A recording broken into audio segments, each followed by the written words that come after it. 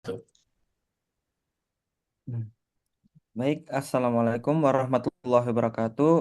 Di Waalaikumsalam. sini kami akan mempresentasikan hasil dari kerja kami, yaitu tentang analisis dampak kecerdasan buatan terhadap pekerjaan di tahun 2030. Saya sendiri, Muhammad Daniel Rashid Akbar Samsuri, bersama rekan saya, yakni Bapak Muhammad Reza Akbar dan Bapak Andre Niko Yosepin.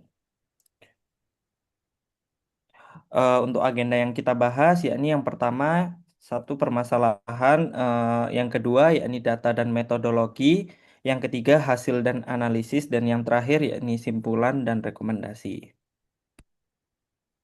Adapun gambaran singkat temuan utama, analisis ini mengevaluasi dampak otomatisasi AI terhadap 3.000 profil pekerjaan dari 10 industri utama. Di mana yang pertama pekerjaan beresiko tinggi lebih dari 0,7 digantikan AI berjumlah 29,6%. Yang kedua yakni rata-rata proyeksi pertumbuhan kerja hingga tahun 2030 yakni berjumlah 17,2%. Dan yang terakhir yakni pekerja perlu segera melakukan upscaling berjumlah 49,6%. Peran rentan yakni ada DevOps, Engineer, sektor keuangan dan pemerintah, dan peran tahan AI yakni kesehatan dan desain UI UX designer. Untuk permasalahan, adapun tiga tantangan utama transisi menuju ekonomi berbasis AI. Yang pertama yakni risiko otomasi yang heterogen, sebagian profesi terancam disrupsi, sementara profesi lain justru makin dibutuhkan. Yang kedua yakni kesenjangan keterampilan, kompetensi tenaga kerja saat ini belum sejalan dengan kebutuhan masa depan, terutama cloud dan data. Dan yang ketiga, yakni gaji dan pendidikan tidak menjamin keamanan. Gaji tinggi atau gelar PhD tidak otomatis melindungi posisi dari pergantian AI. Adapun beberapa tujuan dan manfaat dari permasalahan berikut, yakni tujuan dan nilai manfaat analisis. Untuk tujuan yang pertama, yakni mengukur tingkat risiko pergantian AI replacement risk di berbagai industri dan jabatan. Yang kedua, yakni mengidentifikasi tren pertumbuhan serta keterampilan paling esensial hingga tahun 2030. Dan yang ketiga, yakni menentukan proporsi tenaga kerja yang membutuhkan upscaling mendesak. Dari beberapa tujuan tersebut, adapun nilai manfaat sebagai berikut. Yakni yang pertama, laporan ini memberi wawasan strategis bagi pembuat kebijakan, industri pendidikan, dan tim HR untuk menyusun program retaining yang lebih terarah. Adapun yang kedua, yakni bagi pekerja, laporan ini menjadi paduan karir jangka panjang untuk bergeser dari peran operasional rutin ke peran analitis yang relatif sulit diotomatisasi. Ya, selanjutnya terkait sumber data dan pendekatan analisis. Kami di sini menggunakan data sumbernya dari kaggle.com dengan jumlah dataset kurang lebih sebanyak 3.000 raw data, data pekerja dengan 20 kolom atribut. Eh, untuk sebaran kolomnya ada terkait demografi dan industri, ada posisi, industri, negara, pendidikan, ukuran perusahaan. Lalu yang kedua ada metrik otomatisasi, itu terkait skor risiko AI, tingkat otomatisasi dan penggunaan alat AI. Selanjutnya ada metrik ketenaga kerjaan, proyeksi pertumbuhan 2030 dan peluang kerja remote. Lalu terakhir ada keahlian dan gaji, skill dibutuhkan, status upskilling dan rata-rata gaji.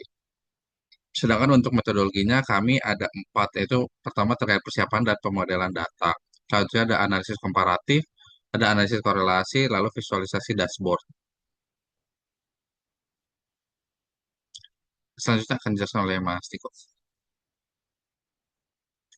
Oke, terima kasih Mas Reza. Poin nomor 4 adalah hasil analisis. Jadi di sini ada risiko AI berdasarkan industri, di mana sektor administratif dan pengolahan data cenderung berisiko lebih tinggi tergantikan AI. Dan dengan keuangan dan juga pemerintahan di posisi yang cukup atas gitu. Jadi nomor 1 dan 2 itu diduduki oleh finance dan government. Next, Mas Rashid. Lalu ada dampak otomatisasi terhadap pertumbuhan pekerjaan. Di sini juga dari Excel yang tadi dijelaskan oleh Mas Reza, itu kita coba taruh di Tableau dan bentuk sebarannya adalah sebagai berikut, di mana average untuk demand score dan juga AI replacement risk-nya di sini yang paling tinggi itu adalah di government dan juga finance. Sementara untuk healthcare, manufacturing, retail, education, dan juga energi teknologi itu ada di tengah. Dan yang paling aman di sini adalah media dan juga transportasi ya, karena transportasi masih diperlukan human ya, sisi human dalam pengoperasiannya. Next, Mas Rashid. Lalu ada efektivitas upscaling. Di sini apakah memang pekerja yang mengikuti upscaling rata-rata skor risiko AI-nya lebih rendah dibandingkan tidak? Jadi di sini apakah dia ikut atau tidak ikut upscaling? Di sini juga berkorelasi dengan rata-rata gajinya ya. Jadi kalau di sektor energi eh, apa cukup tinggi. Jadi kalau misalkan gajinya juga tinggi, itu mampu eh, dari teman-teman yang bekerja di sana untuk meningkatkan upskilling dari skill individunya, sehingga dari sektor energi dan finance itu eh, tingkat upskillingnya bisa lebih tinggi ya. Sementara yang tidak ikut seperti retail gitu ya atau yang lain itu tidak jadinya angkanya cukup besar. Next, Mas Rashid. Nah, ini juga ada adaptabilitas kerja jarak jauh. Untuk keuangan dan kesehatan itu eh, kayaknya kesehatan agak sulit ya. Dan pemerintahan itu bisa 36% di sini bisa kita lihat pekerja remote-nya.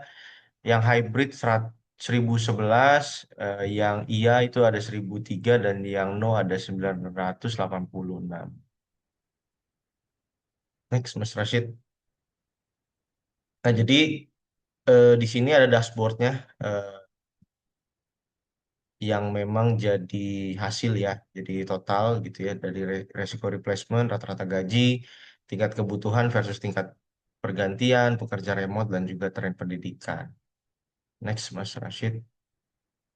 Dan poin strategis dari hasil analisis ini, yang pertama adalah AI sebagai copilot, otomasi tingkat menengah adalah titik optimal yang justru menghasilkan pertumbuhan kerja tertinggi menjelang 2030. Sektor yang paling terancam adalah keuangan dan juga pemerintahan, skornya di atas 0,52. Menuntut intervensi manajemen SDM secepatnya dan juga upscaling terbukti efektif untuk bisa mengejar atau tergantikan pergantian dari AI. Rekomendasi adalah perusahaan sebaiknya fokus melatih karyawan menggunakan AI dan mengadopsi kerja remote atau hybrid untuk menekan biaya operasional daripada melakukan PHK massal. Next, Mas Rashid.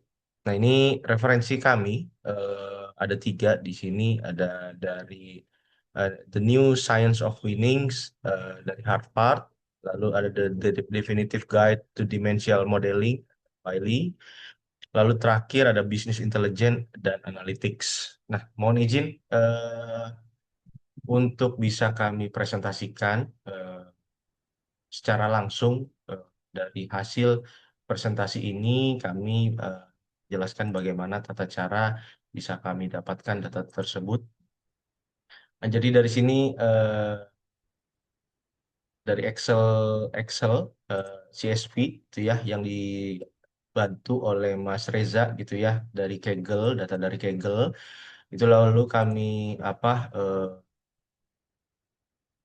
insert ke table yang ada di SQL ini gitu ya, ya yang jumlahnya mungkin hampir 3000 3000 bentar ya.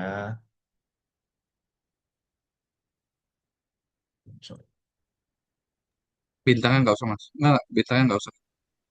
select income from, sorry. AI impact jobs. Oke, jadi totalnya 3000 data eh, sesuai dengan Excel yang memang ada tadi. Nah, dari sana kita coba visualisasikan menggunakan Tableau. Nah, di mana masing-masingnya ini ada risiko replacement di berbagai bidang, terus dilakukan penyesuaian dari average ya, eh, dari table tersebut. Terus masing-masing industri di sini juga tadi sudah yang dipaparkan oleh Mas Rashid. Ini datanya didapatkan dari sini. Lalu ada juga rata-rata gaji ya, rata-rata gaji di mana sektor energi dan juga finance merupakan hal yang sektor paling tinggi. Nah, di sini remote work gitu ya, pekerja remote-nya ini hampir sepertiga masing-masing. Lalu ada tren pendidikannya, jadi dari sisi upscaling ya tadi ya, upscaling. Jadi di mana eh, memang cukup banyak tren pendidikan high school, tapi masih lebih tinggi di sisi bachelor. Dan terakhir ini setelah kita jadikan dashboard masing-masing dari sheet itu kita coba bersama-sama untuk put di sini eh, dari data yang sudah divisualisasikan satu persatu menjadi satu tampilan gabungan. Mungkin itu yang bisa kami sampaikan untuk presentasi akhir atau proyek akhir dari manajemen data dan informasi. Eh, izin saya tutup, mohon maaf kalau ada salah-salah kata. Selamat malam dan terima kasih semuanya. Terima kasih. Terima kasih.